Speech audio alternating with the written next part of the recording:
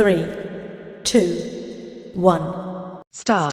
अपने आप में विचित्र विचार है कि किसी व्यक्ति को अंगदान करने से इसलिए वंचित कर दिया जाए कि उसने अतीत में कोई अपराध किया था, न इसे कानूनी कसौटियों के मूल्यांकन के आधार पर उचित माना जा सकता है, न मानवीय दृष्टिकोण से। लेकिन केरल में यह मामला एक विडंबना के तौर पर सामने आया था कि वहां अंग प्रत्यारोपण प्राधिकरण समिति ने एक व्यक्ति की आपराधिक पृष्ठभूमि के आधार पर उसके अंगदान के आवेदन को खारिज कर दिया था। निश्चित तौर पर यह फैसला विरोधाभासी विचारों और पूर्वाग्रहों से संचालित था, जिसमें किसी व्यक्ति के बारे में प्रचलित धारणा के मुताबिक मान लिया जाता है कि उसका सभ्य और मानवीय दुनिया में कोई उपयोग नहीं रहा, जबकि अपराध और दंड की समूची व्यवस्था का मूल सुधार की बुनियाद पर टिका होता है, जिसमें बड़े अपराधियों को भी खुद में बदलाव लाने का मौका मिलने का विचार निहित है। ऐसे में अतीत में अपराध करने वाला कोई व्यक्ति अगर अपने जीवन की यह उपयोगिता समझने के पायदान पर आ गया है कि उसके शरीर के अंग से किसी की जान बच सकती है, तो इससे बेहतर सुधार और क्या होगा। अब इस मामले पर केरल उच्च न्यायालय ने जो फैसला दिया है उसे मानवीय कसौटी पर एक महत्वपूर्ण पड़ाव के तौर पर देखा जाना चाहिए। अदालत ने साफ लहजे में कहा है कि मानव शरीर में अपराधी गुर्दा, अपराधी यकृत या अपराधी हृदय जैसा कोई अंग नहीं होता। किसी गैर आपराधिक पृष्ठभूमि वाले व्यक्ति और आपराधिक इतिहास वाले व्यक्ति के अंगों में कोई अंतर नहीं होता है। हम सभी की रगों में इंसानी खून ही दौड़ रहा है। जाहिर है अदालत की यह टिप्पणी व्यक्ति के सार्वजनिक व्यवहार और उसके शरीर की प्राकृतिक बनावट को उसके वास्तविक संदर्भों में समझाने की कोशिश है।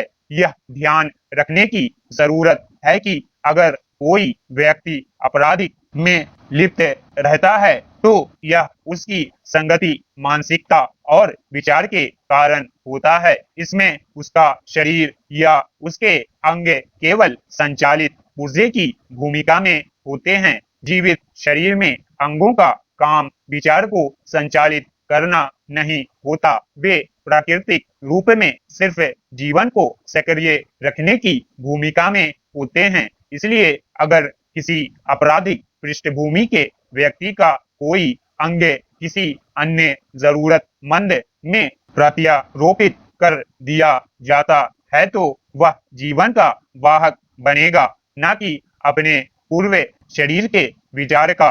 यूं भी अंग प्रत्यारोपण से संबंधित 1994 के अधिनियम या उसके तहत बनाए गए मानव अंगों और ऊतकों के प्रत्यारोपण नियम 2014 के प्रावधानों के मुताबिक किसी दाता का पूर्व में आपराधिक पृष्ठभूमि का होना अंगदान से वंचित किए जाने का मानदंड नहीं हो सकता। इस संबंध में अदालत की यह आशंका गौरतलब है कि अगर समिति अपने पैमाने पर आगे बढ़ी तो भविष्य में अंगदान के वैसे आवेदन को इस आधार पर खारिज कर दिया जा सकता है कि संबंधित व्यक्ति अतीत में कभी किसी अपराध में शामिल रहा है। अगर यह प्रवृत्ति बनी तो क्या यह रवैया धर्म और जाति के आधार पर भी अपनाया जाएगा। इसलिए